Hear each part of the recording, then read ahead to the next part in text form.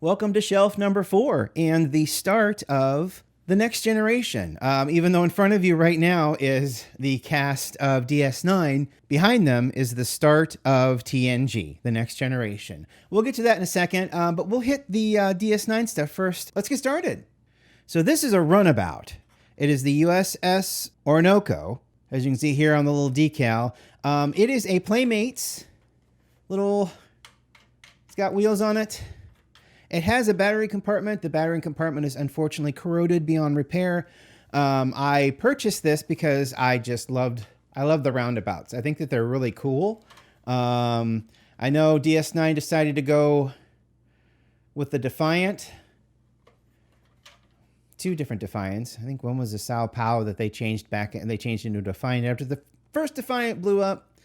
But these were the mainstay for the first couple of seasons, and there should be, I think there's an opening here. I thought there was. Yeah, this opens. I just got to remember how. The back end opens, though. I do know that. Or this up here opens. There's a hinge. So what opens? Oh, here it is. This hasn't been fiddled with for a couple of years. So, oh yeah. So one Playmates figure can fit back there. As you can see here, the little Starfleet 3-point harness, which safety first. Yeah, it doesn't fit together as well as it used to. It is definitely an older ship. This opens. I know it does. I just have to remember. Oh, aha! I found it. There's a button right here. Yep, and there's the not the actual representation of a runabout cockpit or bridge, but these move out so you can get the figure in there, and then you just slide them back together. And yeah, another 3-point harness. So these, the nacelles lit up.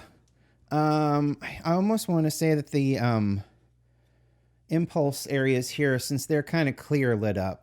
And then it had sounds with these buttons up here. But like I said, unfortunately, it had batteries in it at one point, and those batteries just ate up like 3 or 4 of the contacts. So it will never play again unless someone takes the time and actually replaces the battery tabs, because they're just too corroded to be salvageable. That is the runabout.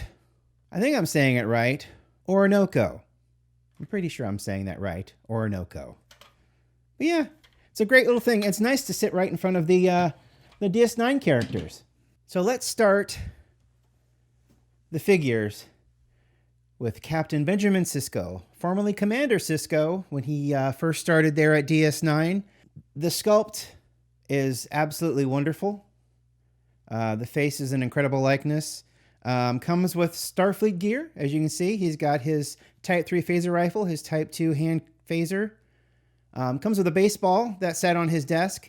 He's also got a baseball cap and a pad over here, which is pretty cool. We can take a look at all of the figures that you can get. Sisko, Dax. I do not have Ezri Dax. Ezri Dax is one of those that came out at the end of the line, and I don't think that they made very many of them. So they are very expensive on eBay. And then Odo. Odo's another one that's kind of expensive on eBay. I'm not sure why the trends are that way. I mean, I guess people just look at the saturation of the market and then base their prices on that, and then everybody follows suit. But this one, I bought this one at Big Fun. I was going to pull the trigger on one that was on eBay, but then I went to Big Fun downtown and saw that they had one in decent shape. There's some tape here holding everything together. The box has split, unfortunately. It looks like it got a little water damage, or at least some moisture. And then, you know, you've got all this back here. But box is still intact, and it looks pretty good if you're looking at it head on. And now we have Jadzia Dax, Lieutenant Commander Jadzia Dax, formerly Curzon Dax, as well as several other Daxes prior to that. So as you can see, she's got all of her Starfleet gear. She's actually got a Dachtag in there, Starfleet rifle, Phaser.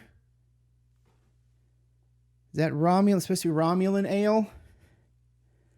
That's what it kind of looks like. She liked Raktajino, which was a Klingon coffee, and then a pad right there. And as you can kind of see, the lovely Terry Farrell signed this for me.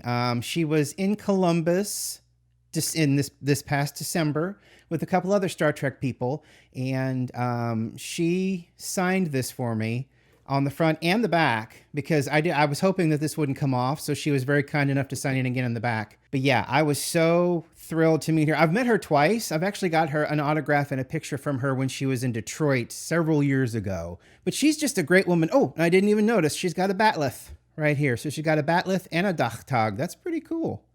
But yeah, look at the detail. Detail is just wonderful. Look at the spots. She's got those wonderful eyes. She doesn't age. I mean, she just doesn't. She looks the exact same as she did when she was killed off. Boy, that's a whole thing. All right, up next I got Dr. Julian Bashir. As wonderful as Sisko and Dax were in the sculpt, I don't know. I think he's looking a little Bruce Campbell. I don't think Dr. Bashir's chin was necessarily that large. I mean, look, he's right here. A little longer nose, a little longer chin. But, you know, for a figure where they didn't use 3D mapping of faces to do the sculpt, I mean, it's a wonderful attempt. He has a Type 2 phaser. He has a coonskin cap and a mug. I think that's a mug for Raktajino, which is more Jadzia's thing, but that's okay. But he's got a coonskin cap because he would go with Miles O'Brien into the holodeck to do a bunch of adventures, and I believe that was one of them. Even though I think them being the Air Force pilots from like the 1930s and 40s was more popular. But anyway, so he's got a little hypo spray, he's got a pad, and then he's got another pad. It's a really nice figure, likenesses aside. Now, as far as aliens go, they were really big on Klingons, but they really weren't big on anything else.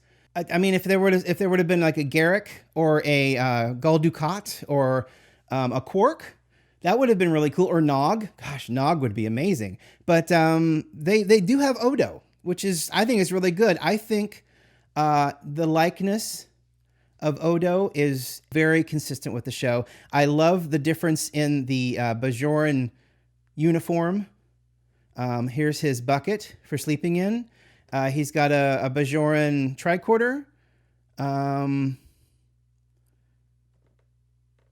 I'm trying to think, because that's a Bajoran phaser rifle. They also have a Bajoran hand phaser, but I don't see that. What I see is was that a wanted poster? That might be a wanted poster because it's got, you can see right there, it's got Quark's picture on it. So that's probably what that is. But I think that might be the tricorder. But that's definitely a phaser rifle, or a Bajoran phaser rifle anyway. The Klingons have a different warrior outfit, and then he has this different outfit. And other than the slight variation between Deep Space Nine and Star Trek The Next Generation, you really didn't see that much variation in these kind of figures. But yeah, so he's also got a rough box. He's had a rough life. Actually, I thought it was a lot worse at one point than it really is. It's actually not that bad. The eyelets got a tear in it. I thought there were pieces missing from the box itself, but no, this is actually in great shape. This is actually helping to remind me that a lot of these boxes aren't nearly as bad as I had thought they were. So, but yeah, here is Constable Odo. So next we have the best chaotic good, chaotic neutral, chaotic evil character that they came up with in Star Trek, and that is John DeLance as Q. He comes with, they say it's Starfleet gear, but he comes with a smaller Enterprise D, which is, I don't know if that's gear. That's not going to fit on a belt loop, I'll tell you that much. But yeah, so here he is. Instead of using the Judge Q outfit, which I would say he's probably a bit more famous for, he's got the rank of captain, as you can see. And the red is very striking. The outfit, the uniform, the split in the bottom of the pants for the boots to show through. The Next Generation figures, much like the Deep Space Nine figures that I just showed you, are absolutely wonderful. And the likeness of Q, of John DeLance here, is just absolutely fantastic. They did a really wonderful job with him. So this is Q. So coming up here in the TNG line is Ensign Ro Laren, and she's played by actress Michelle Forbes. She served on the Enterprise D for quite a while, and then, in a storyline, defected to the Maquis. That's not who we're talking about here. We're talking about Ensign Ro Laren, and she has her Bajoran earring on. Yes, she does. Personally, I feel that she started the whole cultural, showing a bit of your home culture on your uniform when she told Riker that she was going to wear the earring. He was vehemently against it, but that's part of Bajoran culture, to wear this earring. She's got her hand phaser and tricorder and pad, and she's got a TNG Type 3 phaser rifle, which is behind this layer of dust. It's a wonderful figure, a great likeness of Michelle Forbes. The ridges are looking pretty good. She's got a widow's peak there that's kind of painted on, which they probably could have done without because the hair as it is looks just fine. So this is Ensign Ro Laren. Coming up now is Jean-Luc Picard as seen in All Good Things, with Starfleet gear and display base. Now he does come with a phaser, which is Starfleet gear. However, I'm not sure Chateau Picard is Starfleet gear. And he's got a pad. This is the best card I think I have. It's still all together. This is always weird. On every figure, this is kind of... There's no glue there. It's just there. It's like air escaping so it can breathe. But here he is in the outfit he's wearing in the All Good Things episode. The last two-parter of Season 7, which was, of course, the end of the series. So everyone say hello to the man behind the Miles O'Brien meme. It's Miles O'Brien, Transporter Chief. As you can tell by his rank, he is a chief. He's got his Starfleet phaser. He has a potted plant, which is standard issue for Starfleet. Got a pad and a tricorder. I mean, there's not much more to say about him, really, other than he's a great sculpt of Colin, the man who played Miles O'Brien, in both The Next Generation and DS9. They have a DS9 version of him. I've not been able to pick him up, but he would go great with my Dr. Bashir back there. As it stands, though, he does sit on my DS9/TNG shelf, so they're basically standing together. Now, last but certainly not least... Wait, why is he wearing yellow? Oh, that's Thomas Riker. So freak transporter accident created Thomas Riker, which it's William Thomas Riker, so Thomas took the middle name.